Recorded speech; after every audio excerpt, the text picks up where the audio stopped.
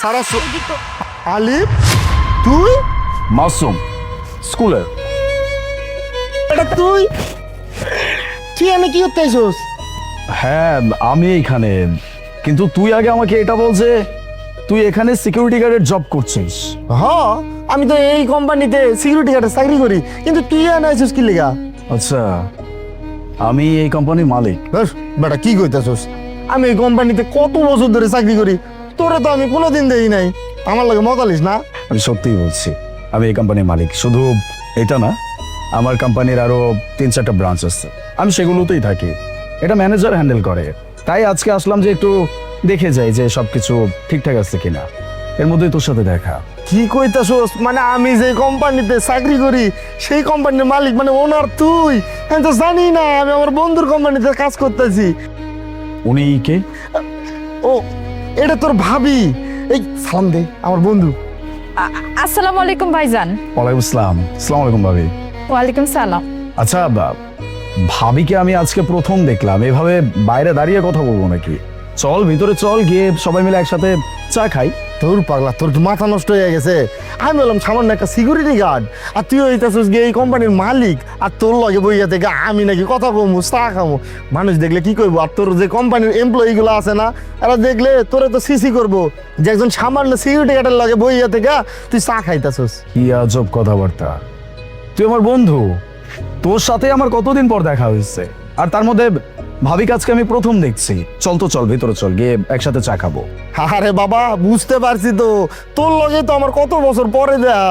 একদিন বাসায় চল সময় কইরা, আমরা বাসায় বসে থেকে চা খামু, মুনি বাগবনি তোর ভাবি খামুনি আমরা। কিন্তু অফিসে আমি খাইতে পারবো না রে, কতগুলা এমপ্লয়ি আছে না, তারা দেখলাম আমরা টিটকারি করবো যে স্যারের লগে বসে থেকে চা খায়। ভাব বাড়ছে সিকিউরিটি গার্ডের। তুই যা, আমি পরে এক সময় যামুনি, দেখা করবুনি। বুঝতে পারছি, সে আগের মতোই আছিস। তোকে বোঝানো একদম ইম্পসিবল। আমি যাই। এই শোন, ভেতরে যেন যায় কাউরে কবি না যে তোর বন্ধু তোর এই কোম্পানিতে সিকিউরিটি গার্ডের চাকরি করে। এইটি যদি কোস, তোর কিন্তু মান সম্মান কিছু থাকবো না, বুঝতে পারলি? আমার বন্ধুর পরিচয় আমি দিতে পারবো না, এটা আবার কেমন কথা? আমার বন্ধু যেমন অবস্থানেই থাকুক না কেন, সে তো আমার বন্ধু। বন্ধু হওয়ার জন্য এখন কি আবার অবস্থানের প্রয়োজন হচ্ছে নাকি? আমি এসব করতে পারবো না। আরে পাগলা, তুই বুঝবি না, তোর এমপ্লয়ি গুলো আছে না, হাসাহাসি করবো, আমার খারাপ লাগবে। তুই কারোর পরিচয় দিবি না। ঠিক আছে, বললাম না। আর তাছাড়াও তোকে বোঝানো অত সহজ না। তাহলে থাক, আমি জাস্ট একটা ইম্পর্টেন্ট মিটিং আছে, এটা শেষ করেই এসে তোর সাথে চা খাবো। ওকে? আচ্ছা যা। বন্ধু আমার কত বড় লোক হয়ে গেছে, আমি তো জানি না। তুই বাড়ি মানি ব্যাগ না, মানি ব্যাগ আমার মনে হয় আলিবেরি পড়ছে। হ, আমারও এটাই মনে হয়। এটা মনে হয় আপনার বন্ধুর। আপনি এক কাম করেন, এটা যা আপনার বন্ধুরে দিয়ে আহেন। আমি তাই করি। আর তুই বাড়িতে যা, আমি ডাক্তারের লগে কথা কইছি, ডাক্তার বাড়িতে আইব। তুই যা, আমি কাম শেষ করে আইতাছি। যা। আচ্ছা ঠিক আছে।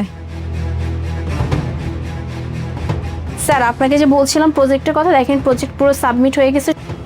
আলে বেটা, মানি ব্যাগ ঠিক মতো রাখবি না, ওই একটা ফালাই আইসোস। হ্যালো, তোর কত বড় সাহস! হ্যাঁ, তুই সামান্য একটা সিকিউরিটি গার্ড হয়ে তুই তুই স্যারের রুমে কেন ঢুকলি? How dare you! আপনি কোন সাহসে ওর গায়ে হাত তুললেন? স্যার, আপনি এভাবে কেন রিঅ্যাক্ট করতেছেন স্যার? আপনি দেখতে পাচ্ছেন সামান্য একজন সিকিউরিটি গার্ড হয়ে ওর কত বড় সাহস! ও ডিরেক্টলি আপনার রুমে ঢুকে পড়লো। হ্যাঁ, ও একটাবার নক করার প্রয়োজন বোধ করলো না, পারমিশন নেওয়া তো দূরের কথা স্যার। আর আপনি আমার সাথে এভাবে রিঅ্যাক্ট করতেছেন স্যার। উচিত তো ছিল আপনার একটা থাপ্পড় দেওয়ার গালে। ও আমার নাম ধরে ডাকছে, তাতে আপনার সমস্যা কোথায়? আমি তো ওকে কিছু বলি নাই, আপনি ওর গায়ে কেন হাত তুললেন? স্যার, এটা আপনি কি বলতেছেন স্যার? আমি মানছি আপনি অনেক ভালো মনের একজন মানুষ, আপনি আমাদের অফিসের প্রত্যেকটা এমপ্লয়ের সাথে অনেক ভালো বিহেভ করেন, তাই বলে স্যার দারোয়ানের সাথে এরকম বিহেভ করা একদম উচিত না স্যার। স্যার, আপনি ওদেরকে চিনেন না স্যার। আপনি ওদেরকে একদিন প্রশ্রয় দিবেন, ওরা আপনার উপর ঘাড়ে এসে পড়বে স্যার। আর আপনি আপনি কেন স্যার ওর হয়ে এত কথা বলতেছেন স্যার? স্যার দেখেন স্যার, আমি বুঝতে পারছি স্যার আপনি আসলে সবার সাথে খুব ওয়েল বিহেভ করেন তো স্যার, এর জন্য। কিন্তু স্যার আমি আপনার ম্যানেজার স্যার, আমি সবার সাথে ওয়েল বিহেভ করি না স্যার। কার কিরকম জায়গা, কোথায় কি জায়গা, সেটা আমি ভালো মতো বুঝিয়ে দিতে পারি। এই যে তুই, তোর আবার সাহস কি করে হলো হ্যাঁ স্যারকে নাম ধরে ডাকার? Just shut your mouth. আর একটা ফালতু কথা আমি আপনার মুখ থেকে শুনতে চাচ্ছি না। মাসুম, তুই এক্ষুনি এই মুহূর্তে আমাকে এইটা বলবি যে আলিফ তুই কেমন আছিস, বল। তোকে যেটা বলতে বলছি তুই সেটা বলবি, বল আমাকে। আলিফ কেমন আছোস? কি ব্যাপার? ও আমার নামও ধরে রাখছে, আমাকে তুই করেও বলছে। দেখি এখন আপনি কি করেন, ওকে গালি দিবেন নাকি ওর গায়ে হাত তুলবেন? করেন।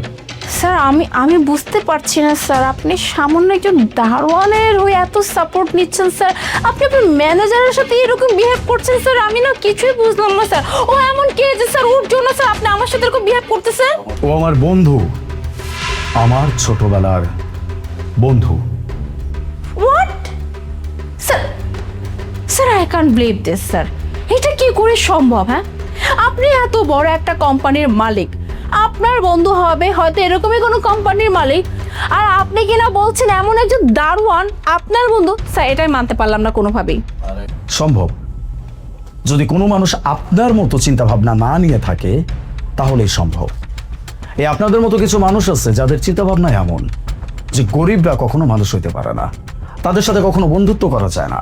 বন্ধুত্ব শুধুমাত্র মানুষের অবস্থান, তার টাকা পয়সা, এই সব কিছু দেখে বিচার করা হয়। কিন্তু এইরকম চিন্তা আমি রাখি না। আমার বন্ধু যে ছিল, সে আছে, সে আজীবন থাকবে। তার অবস্থান যেমনই হোক, সে যেই পর্যায়েরই হোক না কেন, সে আমার বন্ধু, মানে সে আমার বন্ধু। আর আমার চোখের সামনে দাঁড়িয়ে আমার বন্ধুর সাথে কেউ খারাপ আচরণ করবে, তাকে অপমান করে কথা বলবে, এমনকি তার গায়ে পর্যন্ত হাত তুলবে, আমি তাকে ছেড়ে কথা বলবো, এটা যদি কেউ ভেবে থাকে তাহলে সেটা তার জীবনের সব থেকে বড় ভুল। শুধুমাত্র তোর জন্যই সবকিছু হচ্ছে। তুই যদি আমাকে তখন না বলতি যে তোর পরিচয় যেন আমি কাউকে না দেই, তাহলে আজকে এরকম সিচুয়েশন আমার দেখতে হতো না। যাই হোক, আপনি তো এখন জানতে পারছেন ও আমার বন্ধু। আমার বন্ধু আমার কেবিনে আসবে, কোনো পারমিশন লাগবে না, সে আমাকে তুই করে বলবে, আমার নাম ধরে রাখবে, যা ইচ্ছা তাই করবে। আমি তার সাথে খারাপ আচরণ করার মতো রাইটস কাউকে দেই নাই, সে যেই হোক না কেন। বাই দ্য ওয়ে, আজকে অবশ্য এখানে এসে আমার ভালোই হয়েছে। আর ওর সাথে আপনি যে আচরণটা করছেন সেটার মাধ্যমে আমি খুব ভালো করে বুঝতে পারছি যে আমি যাকে আমার এই ব্রাঞ্চের দায়িত্ব দিয়ে রাখছি সে আমার অন্যান্য এমপ্লয়ির সাথে কেমন আচরণ করে। আর এত কিছু নিজের চোখের সামনে দেখার পরেও আমি তাকে আমার কোম্পানিতে রাখবো, এটা যদি ভেবে থাকেন তাহলে ভুল করছেন। আপনার মতো এমপ্লয়ি আমার কোনো দরকার নাই, চলে যান। স্যার স্যার এটা কি বলছেন স্যার? আপনি ওকে চাকরি থেকে বের করে দিবেন এমন প্লিজ ভাববেন না স্যার। অ্যাকচুয়ালি স্যার আমি তো বুঝতে পারিনি স্যার উনি আপনার বন্ধু। স্যার আসলে কি করে বুঝবো স্যার বলেন? আপনি কত বড় একজন মানুষ, আর আপনার ফ্রেন্ড হবে কিনা এরকম দারোয়ান স্যার, এর জন্য তো আমি এরকম বিহেভ করছি। তবে sir I am really sorry for that sir. আমি এমনটা কখনো করবো না স্যার, প্লিজ স্যার আমাকে এইবারের মতো মাফ করে। আমি স্যারের কাছেও ক্ষমা চাচ্ছি sir. I am extremely sorry, আমি আসলে জানতাম না যে আপনি আলিফ স্যারের বন্ধু স্যার। আমি যদি জানতাম তাহলে আপনার গায়ে কখনই হাত তুলতাম না স্যার। স্যার প্লিজ স্যার আপনি আমার চাকরিটা নেবেন না স্যার, আমি আপনার কাছে রিকোয়েস্ট করতেছি স্যার। সুযোগ? কোনো সুযোগ হবে না, আপনাকে এখান থেকে চলে যেতে বলছি। আপনার কপাল ভালো যে আপনি মেয়ে মানুষ, নয়তো এতক্ষণে আমি যে আপনার কি হাল করতাম সেটা আপনি বুঝতে পারছেন না। যাই হোক, এই মুহূর্তে আমার চোখের সামনে থেকে চলে যান, আউট।